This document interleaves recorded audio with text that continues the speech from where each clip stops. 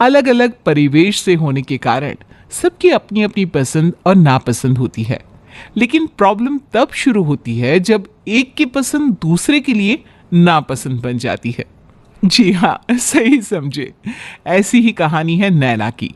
नैना की शादी एक भरे पूरे परिवार में हुई थी। घर में एक जिठानी और सास पहले से ही थी और नैना अब इस महिला गुट की नई सदस्य थी। ऐसी कोई खास चिंता की बात तो थी नहीं, क्योंकि जेठानी रचना और सास दुर्गा दोनों ही स्वभाव से हंसमुख और खुले विचारों वाली थी। नैना की जेठानी और सास में तो इतनी अच्छी ट्यूनिंग थी कि उनके बीच कभी कोई टेंशन दिखाई नहीं देती थी।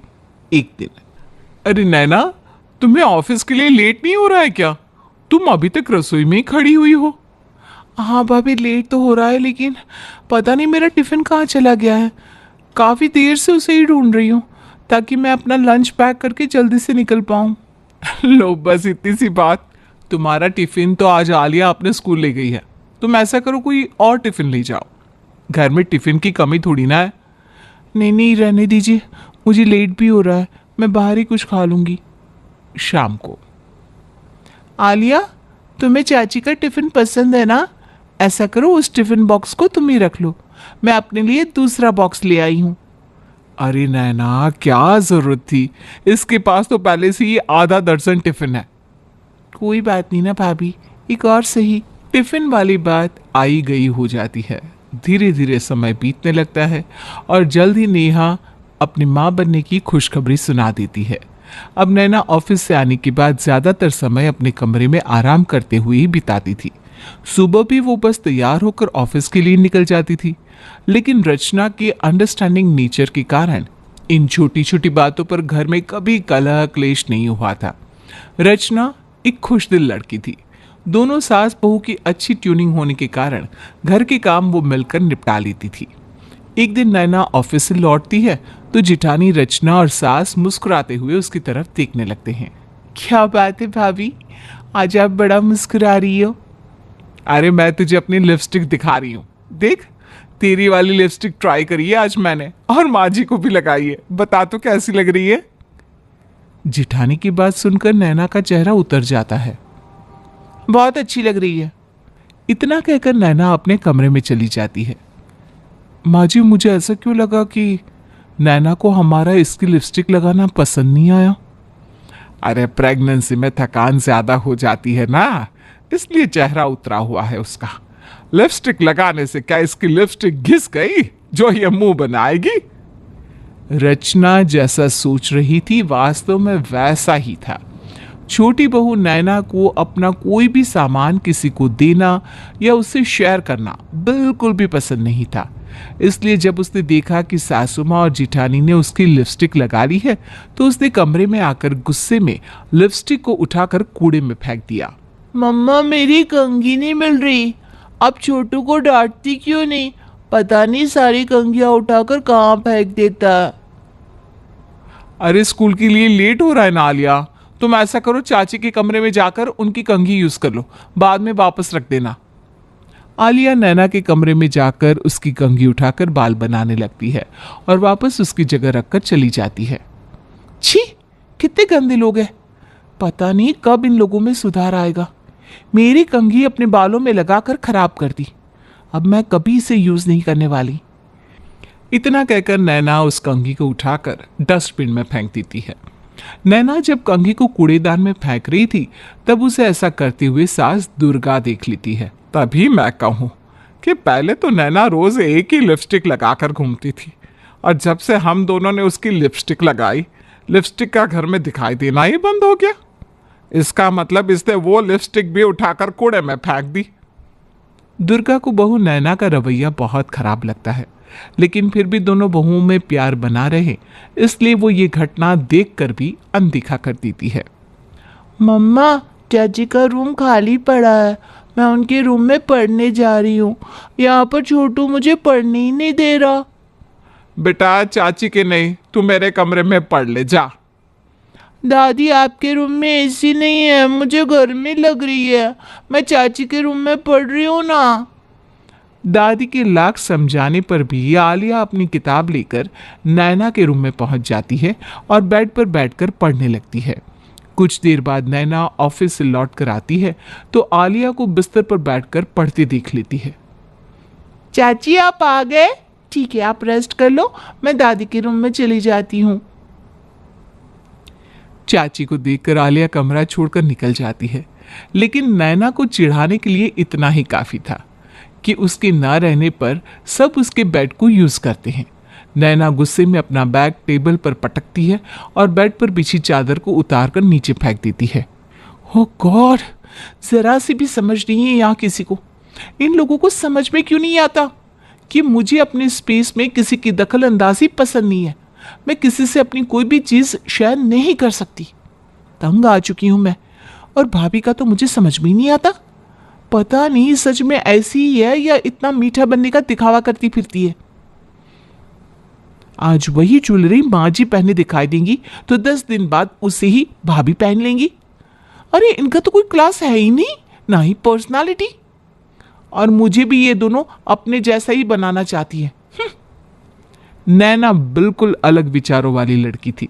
सास दुर्गा तो ये बात समझ चुकी थी, लेकिन रचना अभी तक इस सच को समझ नहीं पाई थी। धीरे धीरे समय बीतता गया। नैना की प्रेगनेंसी के 9 महीने खत्म हुए और वो एक बेटी की मां बन गई। ऑफिस से मैटरनिटी लीव मिलती ही वो अपना बच्चा लेकर अपने मायके चली गई थी। पूरे 6 महीने बाद नैना ससुराल वापस आती है और आती ही फिर से अपने नखरे शुरू कर देती है। मम्मी जी, मैंने बेबी के लिए सारे प्रोडक्ट्स अलग से मंगा दिए हैं। उसका नहाने का टब, तौलिया, मग, शैम्पू, साबुन, तेल, बेडशीट सब कुछ मेरे रूम में है। आप बेबी के लिए उन्हीं चीज़ों का इस्तेमाल करना। सास को ढेर सारी नसीहतें देने के बाद नैना फिर से ऑफिस ज्वाइन कर लेती है। अरे माँ जी, ये क्या? आप ऐसे कैसे किसी भी रुमाल से बच्चे का मुंह साफ करिए? क्यों करिए ऐसा?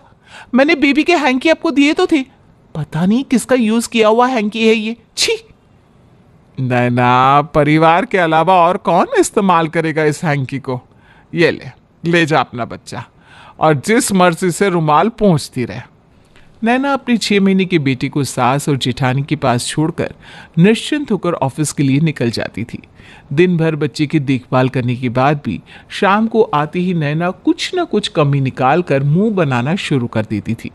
इसलिए आज नैना के चिक चिक शुरू करती ही दुर्गा ने उसका बेटा उसे सौंप दिया और अपने कामों में व्यस्त हो गई।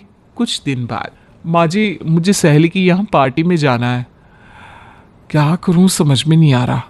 अरे तो चली जाना, इसमें समझने वाली क्या बात है। मम्मी जी, मैं अपनी सारी साड़ियाँ कई कई बार पहन चुकी हूँ। अब फिर से वही साड़ी पहनकर जाने का मेरा मन नहीं हो रहा। सहेलियाँ भी ना मजाक बनाती है। अरे तो मेरी पहन जा।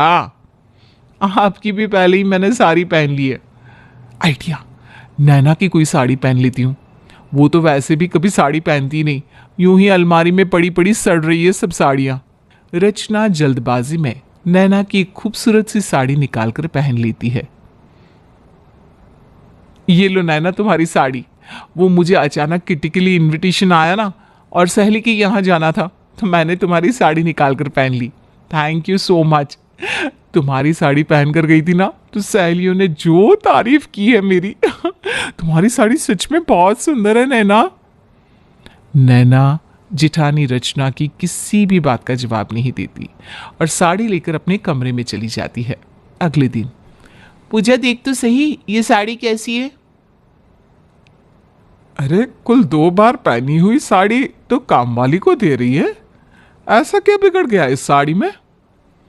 मुझसे पूछे बिना ही भाभी ने मेरी साड़ी पहन ली। मैं साफ साफ बता रही हूँ माँ जी, आप सब लोग कान खोलकर सुन लो। मुझे अपनी चीजें शेयर करना पसंद नहीं है। जिसको देखो मेरा ही सामान अच्छा लगता है सबको। अरे प्राइवेसी नाम की कोई चीज होती है कि नहीं?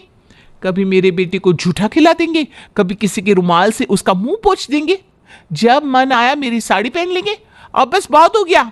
इतना कहकर नैना पैर पटकती वहां से चली जाती है। हे भगवान, 4000 की साड़ी उठाकर नौकरानी को दे दी। मेरी ही गलती है, मुझे नैना की साड़ी नहीं पहननी चाहिए थी।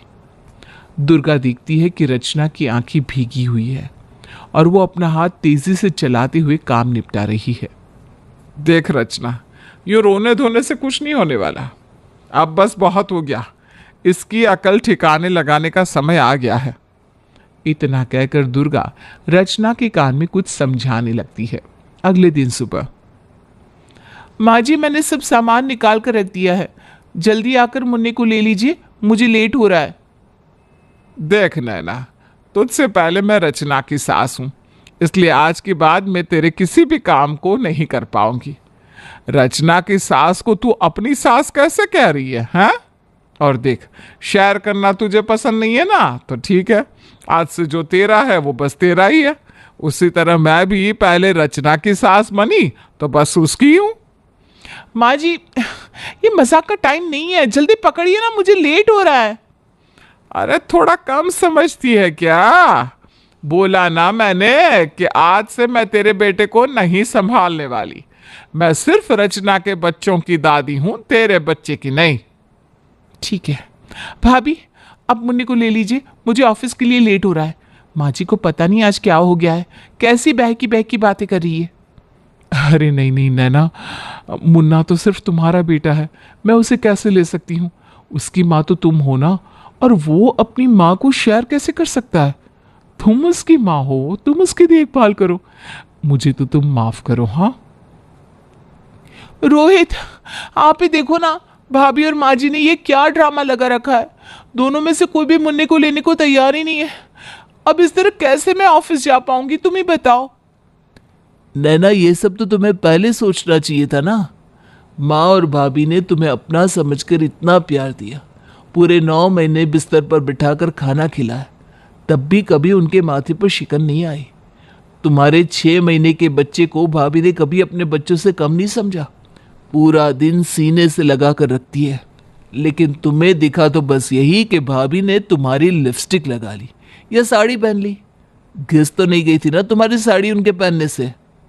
कद्र करनी है तो लोगों के प्यार की करो, सामान तो बाजार में पैसे देकर मिल ही जाता है। नैना को अपनी गलती समझ में आ गई थी।